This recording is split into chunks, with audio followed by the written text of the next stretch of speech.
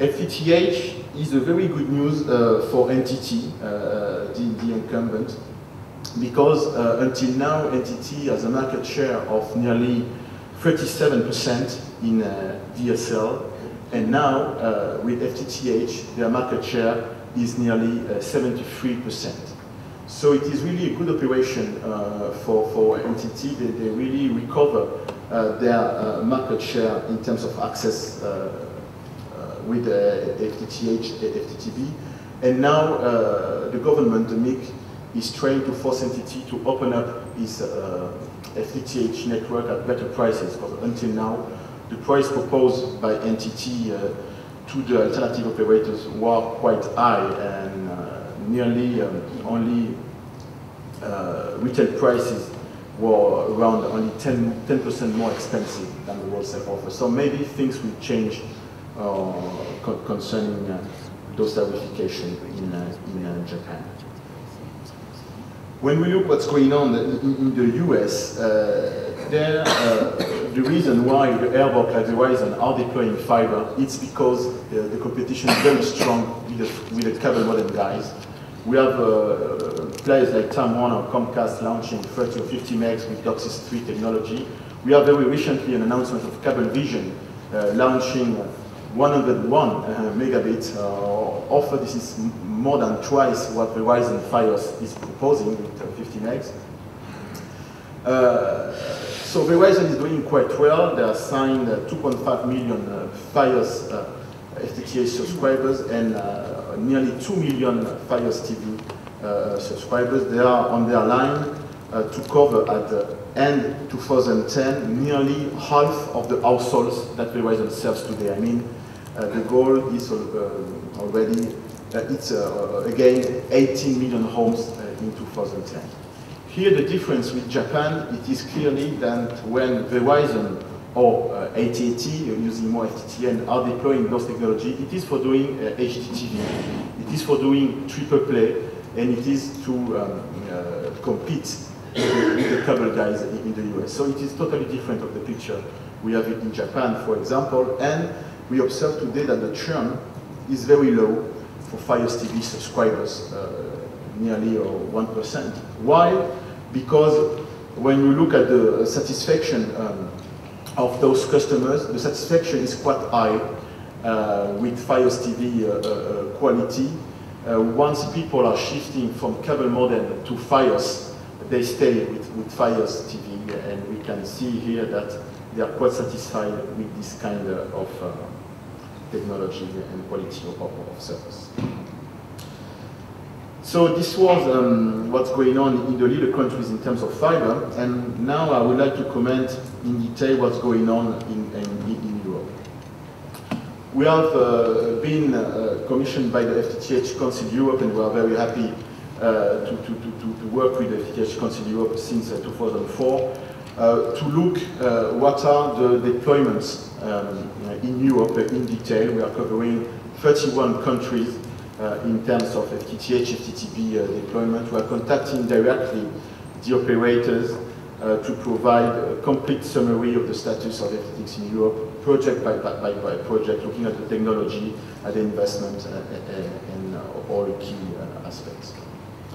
So we have listed for the FTTH Council Europe more than 220 projects in Europe, and describe this in terms of qualitative aspects, but also in terms of quantitative figures, country by country, project by project. So what we can say is that here you have in this table some significant FTTH, FTTB deployment in Europe. You can see that we have several kind of players being involved in those deployments. We have alternative operators now deploying fiber. Is the case of France with Free or SFR. Is the case of Eastern Europe or also in Italy. We have also power utilities deeply involved in those deployments, backed up by municipality. Is the case in Norway, for example, or in Denmark. Nearly every Danish utility today is deploying fiber in this region. We have also cable modem operators. The most significant one is Numericable in France, because they have already ducts available, because they have already installed coax inside the home.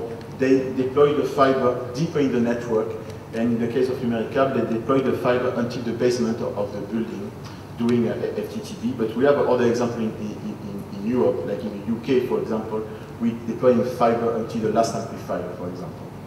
And we have more and more incumbents deploying fiber in Europe. The pioneer was France Telecom with this announcement, but now we have others deploying or studying this, like Telefonica, like Telecom Italia, like Swisscom, for example. So we count nearly 1.7 million FTTH, FTTB subscribers in EU31, and more than 11 million home passed. And for the moment, penetration is still low, around 15% of penetration. We observe a quite aggressive growth in terms of subscribers and home passed, around 25%. The thing is that in terms of initiation of those deployments, most of the time we have a municipality or power utilities backed up by a municipality who have taken the decision to launch FTTH, FTTB project. And in Europe, today we have 58% of those projects being initiated by municipalities or power utilities. If you look in terms of subscriber, today the dynamics are more in the side of alternative operators, because nearly 40% of the total European base is today with alternative operators like B2, Fastweb, or Numericable in France.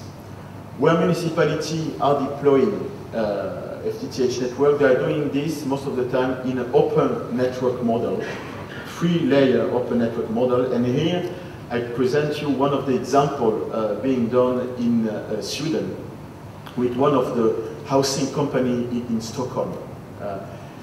In fact, you have the housing company deploying fiber in the building, and they raise the rent of the apartment around $6, you can see here. So they install the fiber inside the building, then they use the municipality network to connect the building, and then they propose all this passive network to what they call a communication operator that is going to light the network.